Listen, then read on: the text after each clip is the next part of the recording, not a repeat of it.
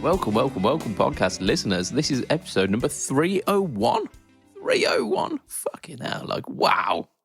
That's a lot of podcasts, that, isn't it? That's like 6 years worth of podcast, surely. And, like, give or take. Yeah, I mean, we must have had a couple of weeks off here and there, so it probably is close. Yeah. We have 1 week off every year, don't we? Minimum. Yeah, it's either 1 or 2 usually, isn't it? And then, yeah, we've been pretty consistent on it after that, to be fair. So we are probably like very, very close to like official 6 years. Wow. Yeah. Shit, man. This is... But like, we haven't got too long before we're almost rivaling answering this, are we? They were... I think their last one was 400. And they've had 401 since. Yeah. Yeah, but they were going well over a decade. We could beat them. Yeah, well, they started weekly, then they dropped to 2 weekly, then it was monthly. Yeah. And then it was just whenever they felt like it by the end. Yeah. So like we that's our next aim, isn't it? That's our next aim. Yeah. I suppose like after that, we've got to go after the Bugles 4027 or whatever they're on now. Are they still got? I fell off the Bugle, but they didn't do 4,000 episodes. They did. Yeah, they started again at like 2,000, didn't they? Yeah. So basically, when it was John and Andy at the start, they did like 200 odd episodes, and then they had like 2 reboots. That one with John trying to still do it whilst he was still in America, that failed. So they tried a reboot. Yeah, with Nish Kumar was on it, wasn't it? Yeah. And that kind of petered out, but now they've got like just a rotating cast with Andy Zaltzman. Yeah, and they're on like so basically when they started season 4, they called it episode 4001, and they're now at like 4,100 and something. Okay, so they've probably still got us beat, but oh yeah, they're over. I would say they're close to 500. Ah shit. Yeah, okay. I don't think we're going to be beating them. To be fair. If we're still going in like 200 episodes time, something's gone horribly wrong. Well, we can have a 10-year anniversary celebration. We could do, I suppose. Yeah. Oh, there are worse things, aren't there? Anyway, like I've not introduced you, so look, you're here with your I host. shouldn't have spoken. No, it's all good. We're talking podcast nerdery because we do actually listen to other podcasts. Weirdly, yeah, strangely, that was what got us into this whole podcast thing, weren't it? The fact that we quite liked podcasts. Yep. Yeah, so you are here with your host, Mr. BudgetPedalChap. You're also joined by Mr. Matt Quine. Say hi, Matt. Hi, Matt. Wait, I mean, it seems a bit redundant now, but like, you know what? Why break? Yeah, why break tradition? Yeah. So, yeah, it's episode 301, and like, we are renewed with the spirit of podcastdom because, yeah, the last podcast was a live shit show. It was really good fun, but it was absolute chaos. Spending 25 minutes before all 5 of us managed to get on the call. Yeah, like it's great fun to listen to. You can sense the like frantic energy. It's brilliant. But if you're the one trying to shepherd a podcast into the land of sensible, no. To be fair, I had great fun with it, and I listened back to it today, and it was really good. So, yeah. Cool. And we happened to get another Patreon backer with a very silly name. Of course we did. So yeah, we did mention it. yeah. So I'm going to extend the challenge to our listeners here. It is so what's it? $2 a month, which is about probably about like £1.50, $1.60, something like that. Which less than an Americano in Starbucks. Yeah, I mean, even if you're going somewhere like Costa, which is basically like the cheap version, you'd struggle. You'd probably even struggle to get like one of the Starbucks like cold coffees from Tesco for that. Yeah. So I mean, that's like less than one of those a month. You can have Mr. Hugh Janus, or you can have Phil McCracken.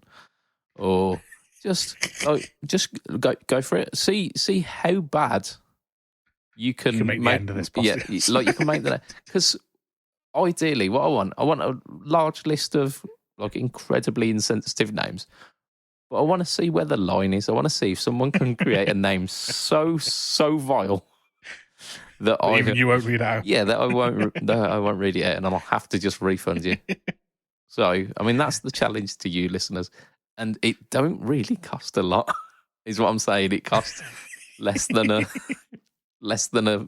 cold Starbucks meal deal coffee. So, there's your challenge. But yeah, so we're episode 301 this week, and we've got some stuff to talk about. We are also, if you did listen to last week, we kind of teased the fact that there was a little lukewarm hot take on the horizon, and we would be remiss if we did not do that this week. So we're definitely going to do that this week. I can feel the hate coming in the comments already. I think I might have to take a week off Facebook. yeah. Go into witness protection. I'll tell you what, actually, there was almost an article that we were going to feature this week about Van Halen. I know he's been dead a while, but our Wolfgang, the successor to Eddie's kind of stuff, because he's a pretty good guitarist in his own right, so I hear. Not really heard much of him, if I'm honest.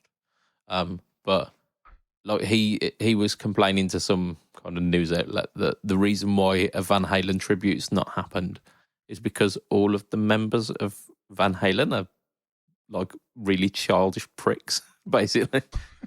I don't think he quite put it like that, but I mean, it makes sense, doesn't it? Yeah, well, he did some Van Halen songs at Taylor Hawkins' tribute gig, so I imagine that's why he was talking about it. So I assume the reason there was no tribute gig for Van Halen was because you couldn't get David Lee Roth and Sammy Hagar, anybody else. Michael Anthony, and I don't know if because the drummer's Van Halen's brother, isn't it? It's like Alex Van Halen or something. No, news to me. So I'm not even sure he's alive. I don't know. I don't know enough about them. But David Lee Roth is not in his prime, shall we say? And oh dear, yeah, no.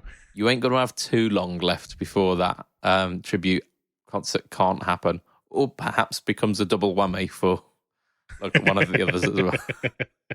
You know. Yeah. So, yeah, I think it would be really cool to have a Van Halen tribute concert. They are big boots to fill, though, aren't they? People doing Van Halen covers is pretty fucking hard. Yeah, I mean, you say that, but can you name more than 3 Van Halen songs? Yeah, I think I can. Okay. Right. If I was going to do all of the Van Halen songs I know, Jump, Hot for Teacher. Yep. A cover of a Kink song. You really got. Was it that You Really Got Me, or did they do? Yeah, it was You Really Got Me. They did it, wasn't it? Okay. And what's the other widdly one? Eruption. Oh, that's Hot for Teacher.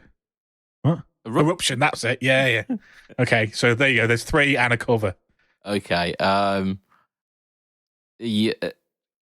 What do you want? Do you want 3 more? And which era do you want? Van Hager or Van Halen? Whichever. Okay, you're just saying words at me at the moment.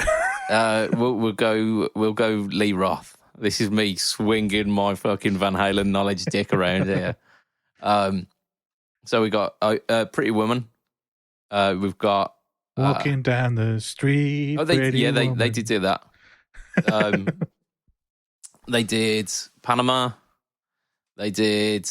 Oh shit! Why am I drawing a blank with the proper Van Halen stuff?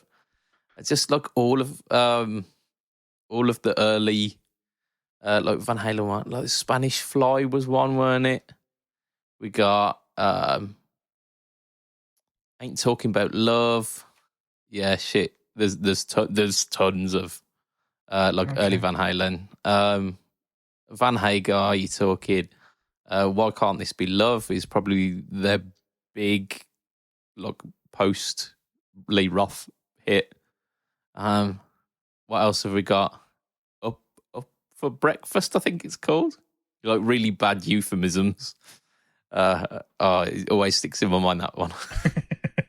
See, You put some butter on my biscuit early in the morning. Put the cream in my coffee early in the morning. Jesus. Yeah, it's really really fucking on the nose. I mean, his voice is all right. Yeah, I never got Van Halen. It's not my style of music, and it's a bit cringy. And Yeah, some of it can be. And like the early stuff, especially, if you come from the kind of mindset that it's basically like 50s rock and roll but supercharged, it makes a lot more sense.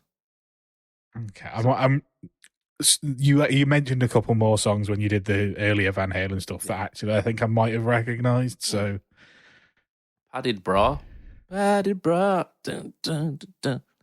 Yeah, it's one of those misheard lyrics. yeah, I don't know what that's supposed to be, but I recognise the Panama. Is that Panama? Is it? Yeah. Ain't talking about loves a fucking wicked tune as well. Yeah, that was the other one I thought I recognised. Yeah. There's a few. So like Van Halen, actually some legit stuff. Yeah, it's one of those. I think in Britain they weren't necessarily as heralded as they were over in the States. So you kind of have to try a bit more if you want to like Van Halen. If you're over here in Britain. Yeah, well, I mean, basically, Guitar Hero put me off Van Halen not because I couldn't play the songs on Guitar Hero, but because the songs that are on Guitar Hero it was Eruption, it was Panama, and it was fucking that awful, awful cover of You Really Got Me that is possibly the worst cover I've heard, and there are a lot of shit covers out there. Whoa. But it's just awful. Awful cover. I like it. I mean, it's got none of the impact.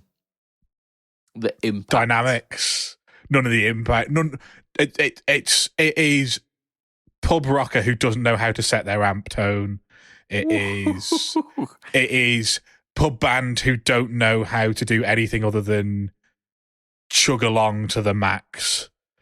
Yeah, so look, it doesn't follow that kind of like mod era British vibe. But it kind of supercharges it again, like the kind of 50s rock supercharge. But like it's almost like early punk music. You Really Got Me. Yeah, almost. Yeah, and they've taken all of that away from it and just made it generic copy rock song, and it just really, really don't like that cover at all. I mean, what I can say categorically here is that the solo that Ray Davies does is not a patch on the Van Halen guitar acrobatics. It is a much more exciting solo than and log ad infinitum, because it's just the same. Yeah, it's the same 5 note. Well, I mean, for most of it, it's 2 notes, but yeah. Well, there we go. Like, I absolutely dig the Kings, but that is not. It's not where you go to if you're gonna be loving the Kings, because like You Really Got Me and All Day and All of the Night are they're big hits, but they're the same song. Yeah, they are the same song as well. Yeah, pretty fucking much. We do a cover of both of them together without we literally let the last chord of one ring and then do the same riff slightly differently, and it's the same. Yeah. I think the vocal harmonies are better on that one, All Day and All of the Night. Yeah, they are much better. Yeah. But like, the same song basically, same key, same song. Yeah. But yeah, there's some pretty much the same solo. Yeah. The Kings have got some absolutely wicked tunes in their back catalogue. So if you are on the fence about the Kings, and if like that's your only point of reference, just check out I think their self-titled album Kinks by the Kings. The Village Green Preservation Society is another one. I can't remember any of those, but there's some of the album tunes are really good. So yeah. What were we talking about? I remember. We were talking about Van Halen tribute concert as well. suppose we should talk about what we've been up to this week, really.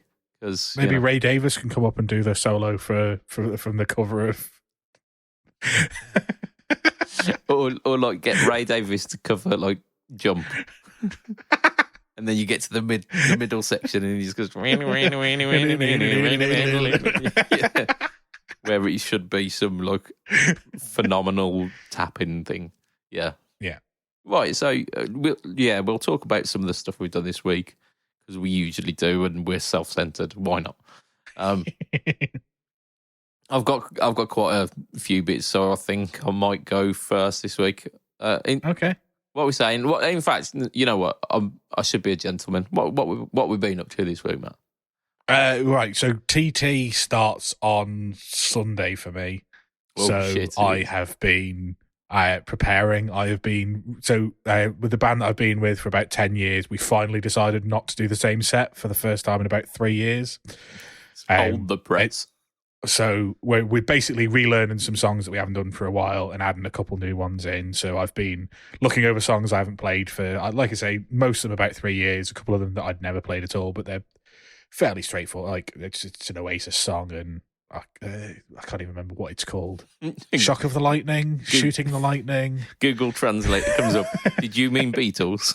But yeah, and fucking End of the World by REM. So like it's all kind of basic stuff, but it's the kind of stuff that we play, so it fits in with the set list, but it's a bit more rocky. It means we can not do things like Sex on Fire that everybody is going to do over TT because every fucking covers band in the world does it. It means we can drop that and just bin it off, and people won't get fed up and boo you because I fucking boo you if you play that in TT because I'm just sick of it. But by the we're on in the second week of race week in Bushies, and by the third night of Bushies, you've probably heard it 7 times because there's about 5 bands a day. So it's a safe bet to say let's keep that out the set. So we're just basically freshening up the set list with that one, and then the other band, we've got 3 gigs with them. One of them is a charity fundraiser for a guy for a nurse who's broken his neck, I think.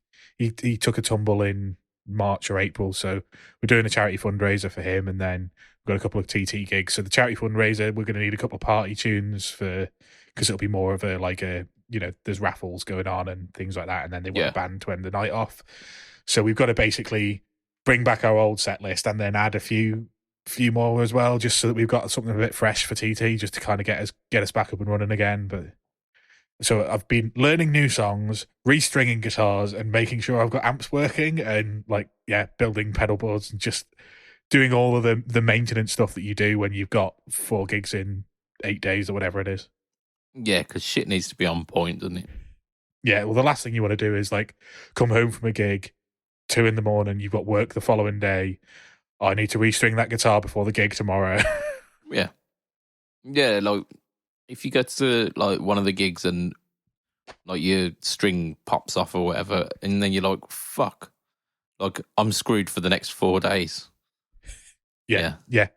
It's that kind of thing. So basically, I've made sure I've got the Cabernet as a backup to the Les Paul because it's close enough. Like I know I should take the SG, but the Cabernet it's a HH for all intents and purposes. The tonal quality is different, but it's close enough to get that kind of HH sound. And I've got the Variax as a backup to the Strat.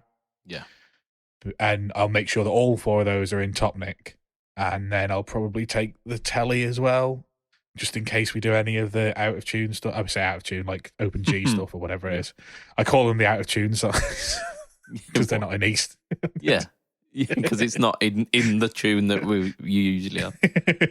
Yeah, I'll get that. Yeah, that covers a lot of it. And then if for whatever reason your Strat and your Variax go down, you could probably wangle the Cabernet to be single coily enough to.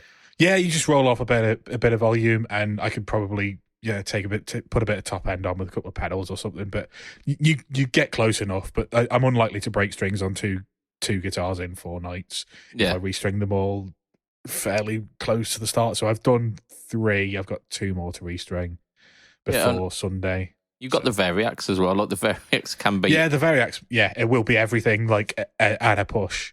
Yeah. I tend not to remember to charge it. Yeah, but that's something that like if there's an emergency, like if for whatever reason all of your humbucker guitars go down, you could go. Oh, I can remember to charge that. Yeah, and I've like I say, I've got that as the backup. So yeah, I've been doing all of that kind of like maintenance work. Obviously, I revalved the amp last week. I'll get to finally. I've got to practice on Thursday, and I've got practice on Wednesday. But I leave my Origin 20 where we practice with that band, so won't bother taking. But the practice on Thursday with the other band will probably set up as a full band. Because we need to do backing vocals for about 6 of the songs that we're throwing. I think we're throwing 8 songs in, and 6 of them need like decent backing vocals. So we'll set up as an actual gig pretty much, which means I can probably break the Vox out for the first time. The head, yes. And crank that at a decent volume, and then I'll probably be gigging the Vox and bringing the Origin not the Origin, the SV as backup, but. I might feel like a different flavour on the night and change between the two. But if I do that, I need to remember to break the hotcake off the board and swap it for the Messiah, because the hotcake is fine as a rhythm drive for the Vox, but it would only be it'd be better as pushing another drive pedal if it was in front of the Marshall. Yeah, it tends not to play with other amps well, does it? The yeah, I mean it's really good for adding flavour to the drive, like the front end of a drive pedal into other amps, but it's really good at being the only. I was talking to Josh. I've bought another Antares. Oh, did you buy it off Josh? I bought Josh's Antares because I really like the sounds that you can get from the Antares, and he was selling it at a decent price as well. I was selling it at a decent price, and the fact that I could have one before the hotcake to push it to make the crunch sound, and one after the hotcake to make the lead sound, and have them dialed in differently. Like, I think it's a no-brainer for me, really. Like, I love the sounds that you can get out of it, so why not? And it'll play well both with the Vox and with the Marshall. So yeah. I was saying to Josh, like the Vox, the reason the hotcake works so well is because there's a dry signal blended in that you can't really hear. But when you try something without a dry signal, you basically have to dial the gain into the amp, whereas normally you dial the gain to where you want it and then just tweak the tone until you kind of get it playing well with the amp.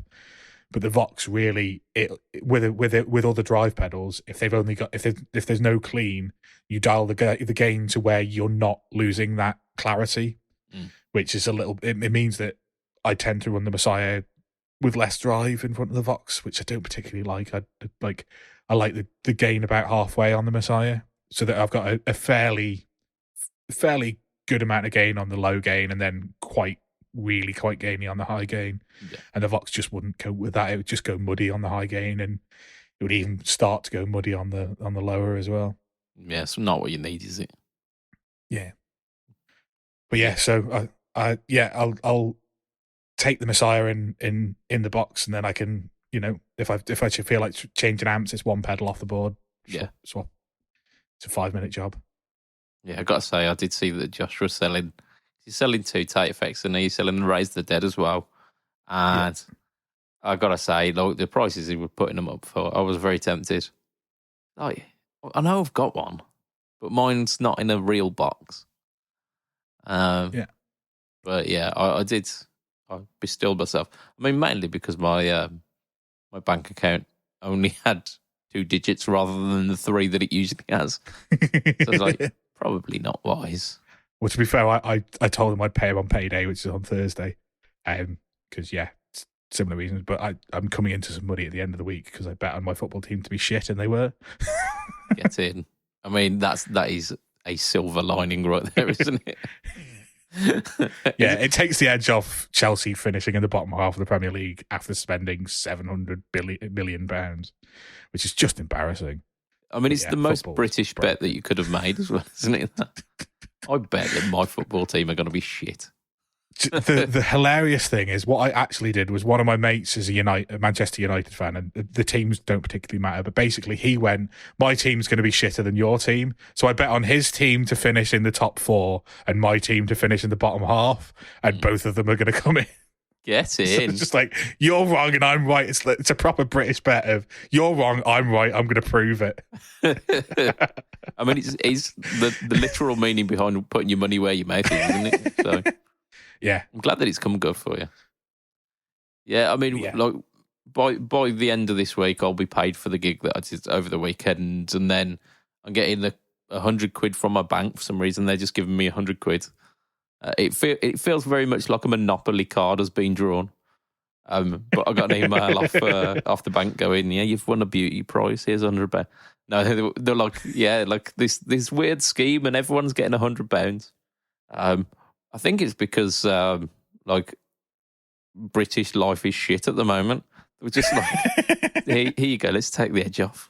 So yeah, I should be all right, but like for the foreseeable week at least, I need to just not spend on shit. Yeah. Yeah, we've all been there. Yeah, but hey ho. But yeah, so I did do a gig. It was, I mean, it's a really weird place. It's really weird. So first of all, they've got 2 rooms in this place. They've got an upstairs room, which is like the high class area, which is what we got booked for. And then they've got like a downstairs room, which is, I don't know, it looks like a high class wine bar kind of thing. They've decked it out like really fancy, and it looks kind of flash. But every time like we go in, like we do our loading, which is at about 6 o'clock in the afternoon. There's always a table of people with pints and either like rugby or something on the television. Yeah. So look, no matter how they've decked it out, it's basically a rugby club, which is like, it's fine. But then like of the evening, it's a bit, I don't know, like mums who've left the kids at home and are just, we're gonna be naughty this week. We're gonna have a couple of Prosecco's. So it's that kind of vibe to it. Yeah. It's nice enough, but it's just it seems really weird because like usually the kind of places that we play, we're a little bit the center of attention. Like you're either sitting and drinking or you're watching the band. People will get up and have a boogie. With this place, they're already kind of up and they're milling about to the music, but it's like very kind of ancillary. So it's a really kind of strange vibe to the place. But we got set up, and then we found out that the microphones had a weird resonance with the room. There was like a certain note that the singer was like within the singer's range that she'd sing, and then it'd just get into like a feedback loop with the reverb. So we had to dial that out, and it meant that we had like a really weird setup to the room, and it was really hard to hear things. So that was really, really odd. I got to try out my new pedal board, like the K-Line pedal board, which I initially thought, it's all right. It will work as a nice little kind of stopgap thing. But I didn't, like I thought, it's okay. It's a nice like beginner board. Not really going to keep it. It was actually really good. The board was really solid and it stayed where it needed to. And it really impressed me. Ace. So I was kind of happy with that. Like really, really taken aback. The last time I talked about the pedal choice, I said that I really didn't like the reverb on it, like the Barnell reverb, because it was just too ostentatious in terms of reverb.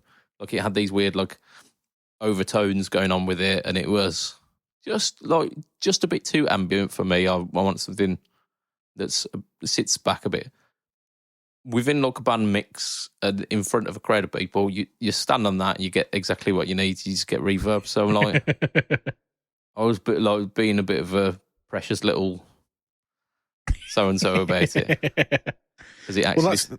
That's the thing that you need to remember with reverb is, like, I know people say, oh, you don't need as much reverb as you think you do, but if you've got a room full of people, you do need a bit more than most people put on. Because if you don't put anything on, or you put it right down in the mix, it just dies straight away. Yeah, you might as well not bother. Yeah, you've got to have it at kind of a level where if you're playing it on your own in an empty room, it sounds a bit weird. Because people will like, this is the thing that I try and get into the heads of the guys every time we fucking do a sound check. Oh, this is wrong and this is wrong and it's a bit bright, and but there's nobody in this room that takes 200 people, and it's an event that's fully booked out, which means there's going to be 200 people in this room. So everything we're doing now, sound checking in an empty room, is going to sound completely different when we play tonight. Yeah, like, people are notorious for soaking up sound waves, whether they like it or not. They are brilliant at doing that. And I've realised that actually it did what I needed it to do. I'd step on the reverb, but I felt like the guitar tone was a little bit bigger. Perfect. Really good for like the big rock tunes. Like filling out my guitar sound, but also letting it sit back a little bit in the mix. Nice. Like, really good. I was also concerned about the Green Mamba Overdrive just being a little bit over the top as a boost, because it was still a bit compressed, still a bit gainy. Sounded fantastic. Like, made me play better because it was like all kinds of like juicy mid-range and compressed. So I absolutely loved that. I was like, yes, this is wicked. However, it is not all like roses and fucking sunshine and shit. The pedal that I used to switch out for the JetPed, the auto filter, yeah, because like I wanted to retire that one. It's a cool auto filter, but it's cantankerous, and I wanted this one's one knob. It's nice and easy to dial in. It's all good. That one just got lost. It sounded like somewhere between subtle and shrill all at the same time. So all of the nuance of the JetPed one, where you get like a really throaty wah tone, none of that was there. And you could hear that kind of digital upper spike to the envelope filter. So I was really disappointed with that one. And it did not get the booties moving. Like, the other pedal, without fail, every time gets the booties moving. People are like, shit me, that is a guitar tone. Yes, let's get dancing to it. It did not do that. So the Dr. Q has got to go. It's just got to go. It's unfortunate, but it's one of those things. And the Tiger's Eye Distortion felt really great to play, but I couldn't hear it. I just couldn't hear it. So I think I might need to dial that one in a bit better. I don't think it's the distortion's problem. I think we were having sound issues on the night anyway. But I dialed, like the gain I'd put at like halfway, and then I dialed it back to about a quarter on the gain because I was trying to get that clarity back, and I just weren't quite getting there. It did more than enough gain for me. It actually like felt really good to play. But it just fell short a little bit. But when I kicked that in, and the Green Mamba, and of course I had the Mojo because why would I not? All on at the same time. There was a guy who was sat on one of the tables right by the front of the stage during the second half, and he was clocking the absolutely ripping solos that I was doing. I could see that he was giving the like, shit, man, this is something special. Let's watch this. Because it was one of those gigs. I knew that we weren't being watched as much as possible, like as much as we are with other gigs. So I just thought, you know what? I'm gonna see how many notes I can cram into this solo. So we did like Toto Hold the Line, and I just fucking ripped that one. And the guy was like, yes, like something's going on here. Followed by Easy Lover, which again, just ripped it a fucking new asshole. Then we did the song that I play behind my head. Like impressive stuff. Like, I weren't like absolutely ripping the solo, but I was playing the guitar behind my head like Got to get kudos for that. And then we did Go Your Own Way, which we stick Sultans of Swing, the end of Sultans of Swing solo, because it's like the same chord progression. So Okay. By about 3 times through the like repetition of that chord progression, I ended up just sweeping it, didn't I? So yeah, I was in one of those moods. So and then the last song, which like our encore, is Proud Mary by Tina Turner. Always a good one. But then I was in an impish mood, so I ended up putting words to Limp Bizkit's Rolling in as ad libs. Which, like, you said this in the chat, which, like, bearing in mind there's like 12 words in that entire song. Yeah, so because the singer's going and we're rolling, and I'm doing the call and response. So you go, rolling, rolling, rolling, rolling, rolling on the river, and then it leaves me a gap in which I can do whatever the fuck I want. So you're going rolling, rolling, rolling. What? Yeah, I mean, there was a rolling, rolling, rolling. What? There was a you know what time it is, and there was a put your hands up as well. So that was quite fun. For you. It was, yeah. I don't think anyone else noticed. I was going to say, either they won't have noticed or they won't have got the reference. No, like me and the singer have had this conversation before. She's very much aware of Limp Bizkit's Rolling and almost wants us to do a mashup between the two. But yeah, I was feeling very...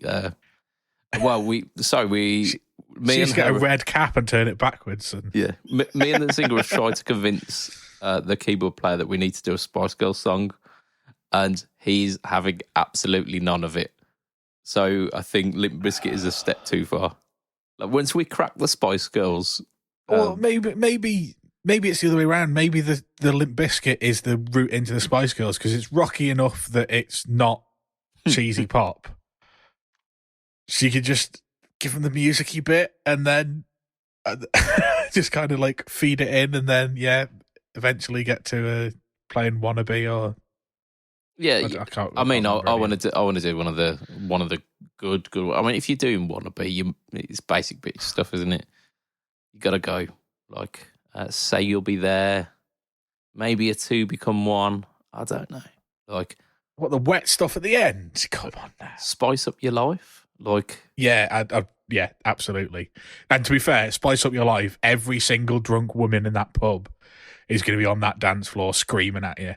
You know it, and this is what I'm about. I'm like, I know the clientele of the people who are coming to our gigs because that's me. Like I am that guy. Like all these drunk mums, they were probably in my class at some point. So like I know their thought process. I've managed to throw in that Bryan Adams tune, like Baby When You're Gone, because I know that was on the radio when I was kind of just understanding what music was. That features a Spice Girl. But if you throw in like an OG Spice Girls classic, you are going to, like, it will almost guaranteed more than that auto wah pedal to get the bums moving.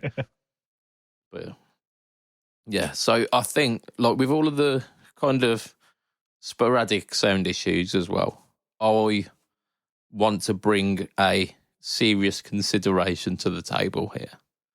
And that serious consideration is in-ear monitors. Do I need in-ear monitors? Can I get away with not having to fuck with in-ear monitors? I think you can get away with not fucking with in-ear monitors. But, I mean, like, I am the biggest advocate of in-ear monitors. No, I don't want them. Don't want them anywhere near me. What's the point? I can hear my guitar if I stand near my amp. Like, what else would I possibly need to hear? Backing vocals in tune? Nobody has backing vocals in tune. That's just stupid. But actually, the more I think about it, and actually, the big thing for me at the moment is actually practicing at home, like with the microphone setup that I've got now. I can actually hear what I'm doing when I'm singing. And I noticed that if I can hear my voice, I can actually sing in tune. Get it? Whereas when I put backing vocals on the band, I either put so much gravel on my voice that you can't really tell whether I'm in tune or not because I haven't got a fucking clue, or I can't hear myself, and I just hope that people out front can't hear me either. Yeah. I mean, I kind of sit somewhere between that. If I've got too much vocal, it really puts me off. So I want to hear mainly what the singer's singing because I can pitch to that. That's fine. Like my pitch, like the tone of my voice, it doesn't even compare to hers because she's like a proper singer, whereas I just kind of fudge it. It's tuneful enough, and people go, "Oh, you've got a good voice, yeah, cool."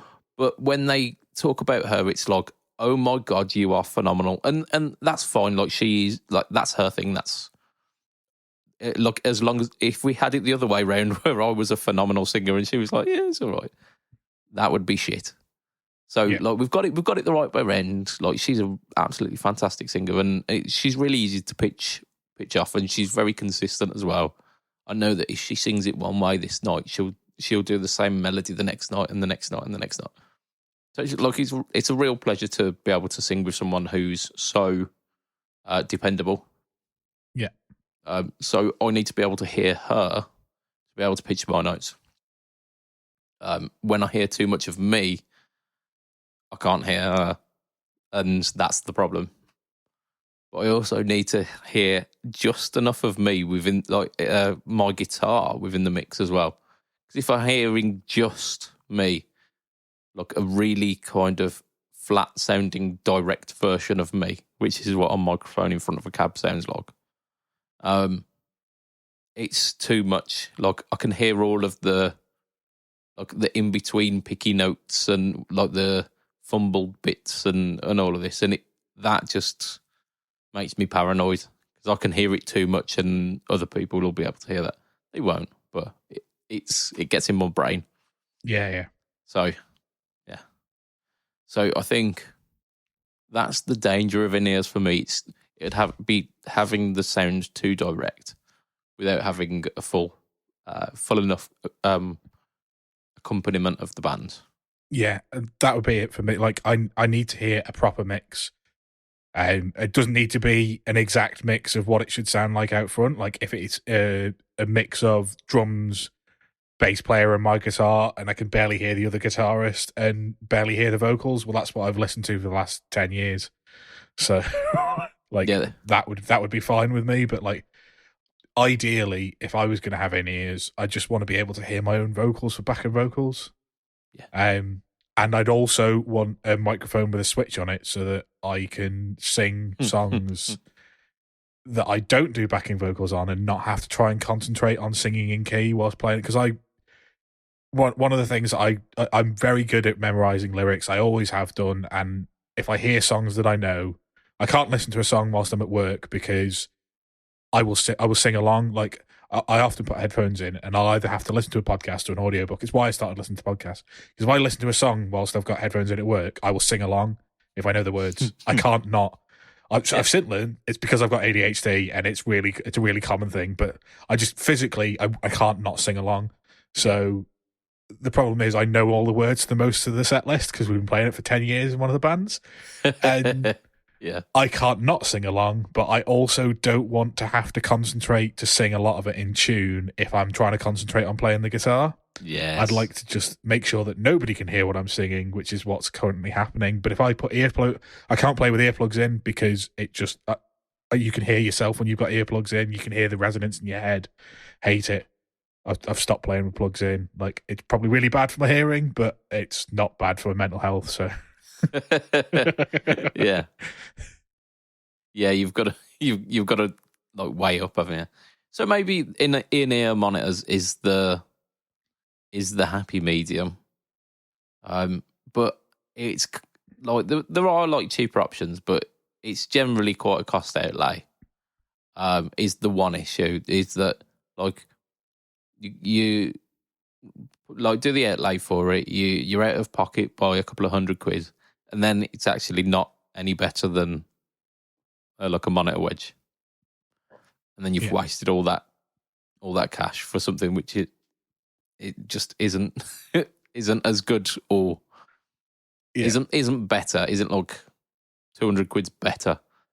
I know if I like with this Harley Benton that I bought that guitar knowing that like the tuning stability of the roasted neck, the like less wear on the frets and all of this, and it's an HSS guitar, so I know that will be a step up from playing the Variax because it does everything that I need it to. I don't know that those in-ears are gonna be that. So I need to try them before I buy them, but you can't. Like you just can't. Yeah, no. That's the one problem. And then the other thing from it as well, I want to simplify my rig. I don't want to make it more complex. Hence the guitar that I don't have to charge now. So yeah, and the fact that I've bought a gig bag that holds 2 guitars, so that I've got the backup without having to carry more guitar stuff, because I'm still only carrying one case, and everything fits into my gig bag. So if the in-ear monitor system didn't do that, then I'd have to carry another thing, and it's just I don't want more stuff because like I want my load in and load out to be as easy as possible. Yeah. And that's veering away from that kind of euphoric utopia. Yeah, I mean, I've always gone the other way. I don't ever have an easy load in and load out. I bought a van because I take too much gear to gigs. Yeah. And I'm a minimum 3-trip person, and I know your end goal is a 1-trip. Yeah. 1 trip in, 1 trip out. Whereas like I'm a 3-trip in, 3-trip out. But like I just the idea of plugging headphones in, hiding them down the back of your t-shirt so you don't look like a tit. Moving the guitar at the wrong time and it pulling your earphones out, and all of a sudden you can't hear anything at all. Like I know that wouldn't be the case because I wouldn't go ampless, which means I could like go and stand near my amp if I needed to. But like, just all of those kind of things are going in my head. But I've actually just realised that we've added something into a set list, and I'm now singing on my own. Normally, like when I do backing vocals, I sing an octave lower or 2 octaves lower or 3 octaves lower than what the main part is, just because you're just adding extra vocals in the chorus. Yeah. But I'm singing a part of a chorus on my own for the end of Tub Thumping by Chumbawamba. Yeah. So you've got the I Get Knocked Down line, you've got something else. I'll be singing When I'm Winning, and then you've got the Pissing the Night Away. Yeah. And there's only 3 of us that do vocals in that band, so I'm singing the Pissing the Night Away bit at the end, which is fine, but I've got nothing to pitch to. I'm the highest part as well, because that's a female voice. Oh yeah, but it's not actually that high, to be fair. It sounds higher than it is, and I won't be singing it as high as it goes, but it's just basically it layers on top of itself. So it just starts with the I get knocked down. They do two choruses with that. Then they add I'll be singing When I'm Winning, and that they do 2 choruses with that. And then you throw the Pissing the Night Away, and then everybody comes back together for the end of the song. And like I'm sure it'll go down great, but I've just realised that I've got to sing without having anybody else to pitch off of. Oh, Never done that before, ever. Oh, shit. It's been fine in rehearsals, but in rehearsals we're playing really quite quiet to the point where I don't need a microphone to hear myself sing. Yeah. We won't be like that at gigs. Oh, yeah. You need to get some in-ears, and then you need to tell me how good the experience is, and then I'll need to get in-ears, I think. Yeah, no, I think I'll just boost the wedge. That's it. Yeah. Yeah. Okay. Yeah. That's good. I've just noticed we're at 50 minutes. We need to get a hot take done, because I did promise that. Like, even if we get to no news, which we're definitely doing some of it, even if we're doing it over on the page, we're definitely doing some of this news because I've put some fucking effort into this. We definitely. Is it about some green strats? It's not about green strats. Fuck's sake. Yeah, I just had to give up on that one, didn't I? I just had to give up. But yeah, so Yeah. we'll do the hot take. This hot take is fresh from episode 300. So if you haven't checked out that podcast, you definitely need to. But Matt, take it away. What was your hot take from episode 300? My hot take in episode 300, and I've sort of basically said it on this podcast already, is that Eddie Van Halen's tone is wank. I think I might have to paraphrase this just a touch for the episode title. Okay, so Eddie Van Halen's tone is not a tone for anybody to aspire to if they want good guitar tone.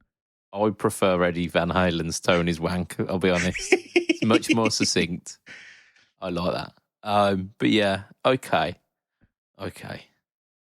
Do you care to elaborate on your opinion here? Okay, so I don't even know whether I'm going to talk about rhythm and lead now, and I don't even know whether he's playing the rhythm in the You Really Got Me cover or whether that is somebody else. But there are too many of the frequencies in that guitar. It's all of the frequencies. He's just put everything on 12, but in a ridiculous way with enough gain that it's just a sound. There's no, like, you can't tell whether it's a guitar or whether it is a MIDI programmed emulation of a guitar. It's just, there's no dynamics to it. He could strum it light or he could strum it heavy. It's over compressed. It's just all of the frequencies. It's just everything that I hate about a guitar tone. Everything I hate about a guitar. It's just, it's like he's played a mid-scooped amp and put a tube screamer in front of it, so that you've got all of the frequencies, and I hate that sound.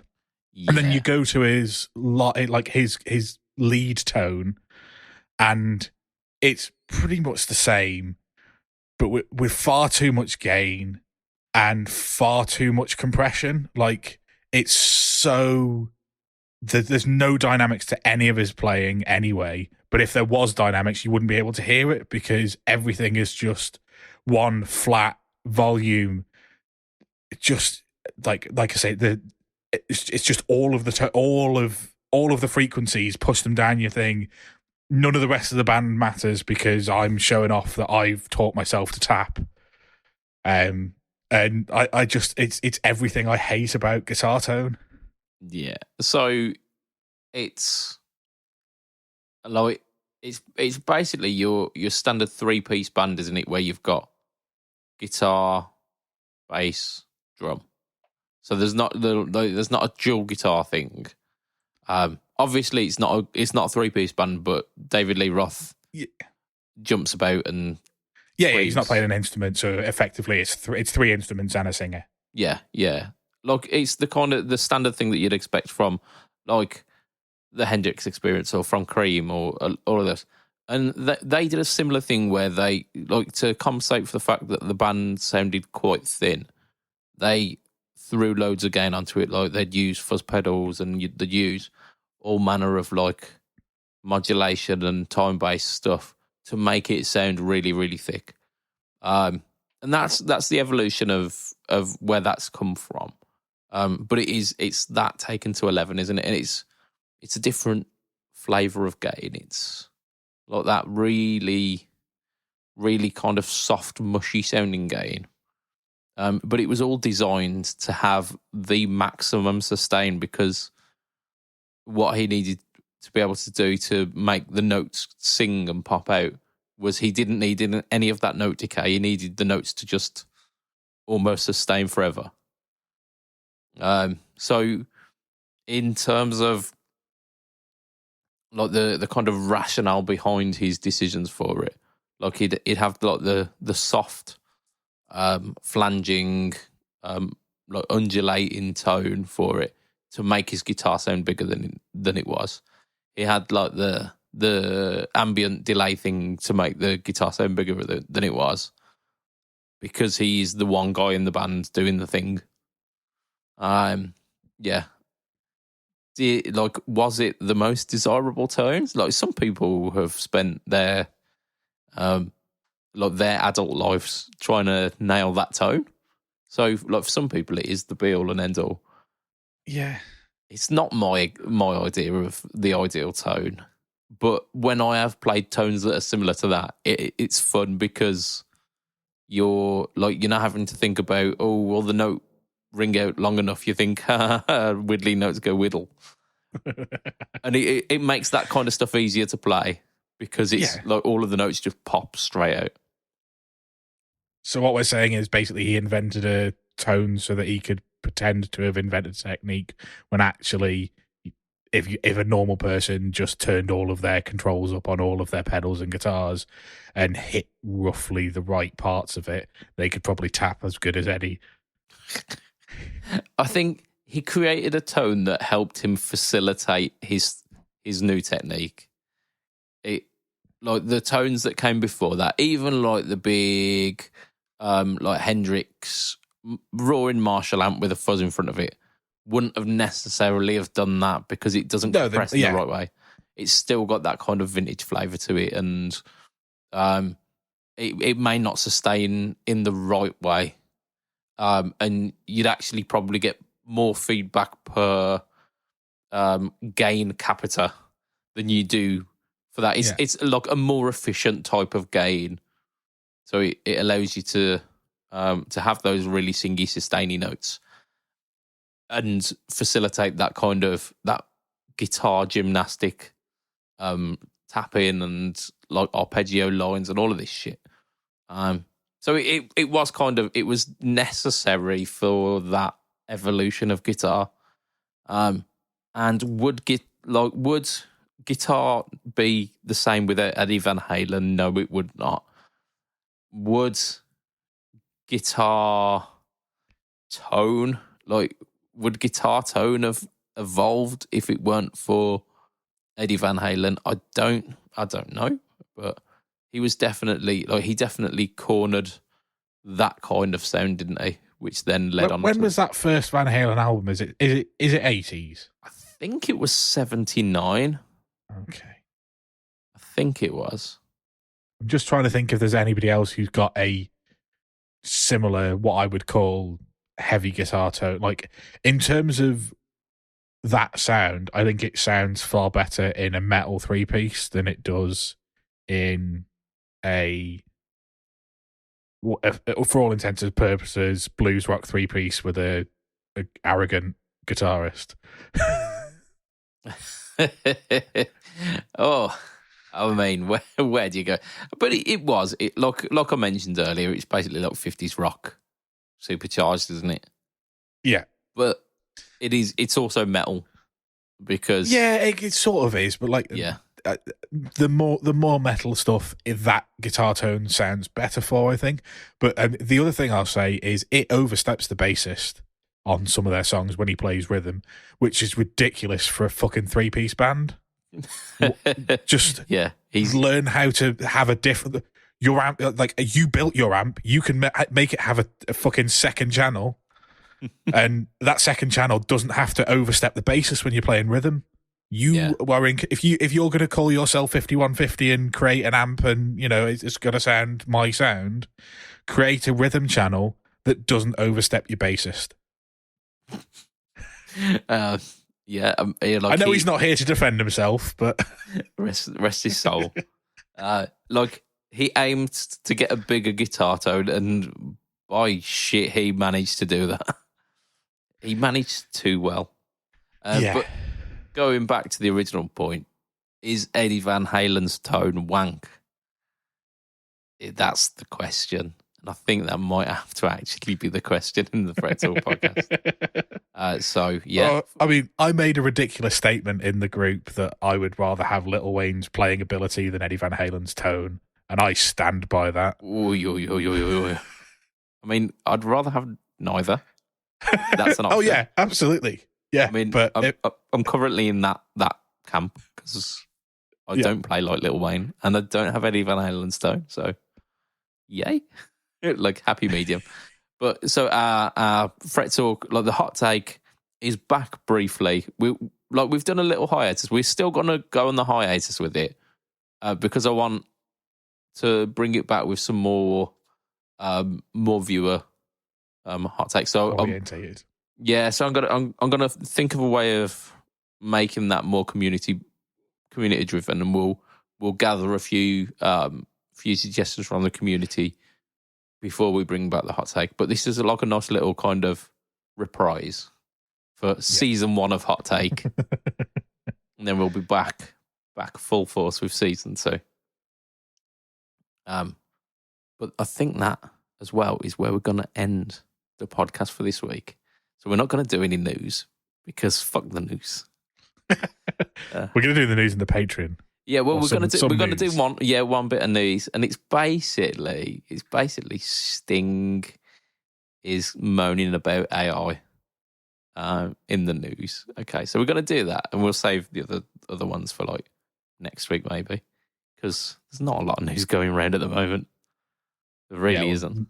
Dam's happened, hasn't it? So that's... Has it happened? Did I remember Nam happening? I'm lost. I mean, it has happened or will happen or is potentially happening right now. Who knows? I don't think anyone cares anymore, do they? No, I don't think so. Yeah. Whoops. But yeah, so this is the end of the podcast. As we mentioned earlier, patreon.com/FretTalk is where you can join the Patreon crew. And we want you to see where the line is. We want to see some really, really disturbing and just wrong Patreon backer names. But our current list of Patreon backers are as follows. We have got Mr. Andrew Bimpson of Rising of the Light. We have got Mr. Doug Christ of 37 Effects, of Masters of the Cinematic Universe, and of the Just Surprise Me podcast. We've got Mr. Hugh G. Riction. And his good friend, Mr. Mike Oxlong. I believe they are best buddies. I did say, if you have got like clearly comedy names, it might be a person called Mr. Mike Oxlong, and I really do apologise if that's your name. I think his parents should apologise if that's his name. Indeed, yeah. So Mike Oxlong and other lies I tell myself. We've got Mr. Ben Fletcher of Fletcher Pickups and Mr. Brian Gare of the Tone Jerks podcast, the Second Button podcast, and the Just Surprise Me podcast. No, he's not of that one. He does occasionally come on it. The Off the Rails with A-Train. And we've got Mr. Ross Philpotts. Yeah. So little as $2 a month. $2 a month. Less than a Tesco meal deal, definitely. Definitely less than a Starbucks coffee. Maybe less than a really small Costa coffee. Yeah, you can be part of that crew. If you want to find me online, I am Mr. BudgetPedalChap. You can find me Instagram, Facebook, and YouTube /BudgetPedalChap. YouTube, of course, is the home to the No Talk or Tone series, which this week features the insert video title here. I've not recorded it yet. I'm really sorry. Are you going to actually insert the video title? Am I bollocks? They can use their imagination. It's fine. Matt, where can we find you? I'm at heel_MacQ on Twitter. In fact, I'm at Elon Musk on Twitter, and I'm not on Instagram or Facebook. So if you want to complain about my attitude about Eddie Van Halen, tweet at Elon Musk. Yeah, do it. Do it, but don't in no way tag the Fret Talk podcast. I don't think we're on Twitter, but if there's any way of doing it, please don't, because I'd like to not be blacklisted off social media. Thanks. I'm sure he won't notice anybody telling him his opinions on Eddie Van Halen are awful. And also, even if he read it, he'd be like, "What?" Yeah, this is the most confusing tweet I've got all day. Yeah, maybe do that. Maybe hassle Elon Musk about his opinions on Van Halen. Specifically on his guitar tone, though. Yeah. So yeah, that's our podcast for this week. It's been a blast. It's been like classic Fret Talk. The fact that we've managed to avoid any news, just peak Fret Talk days. So from myself, Mr. BudgetPedalChap, from Mr. Matt Quine, say bye, Matt. Bye, Matt. It's a tatty bye and good night for this week. Bye. I'm waving still and they can't see it. Oh, we did the wave.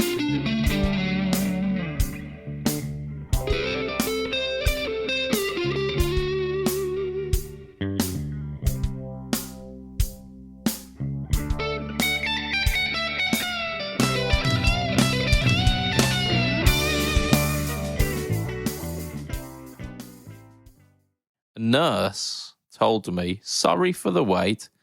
And I replied, it's all right. I'm patient.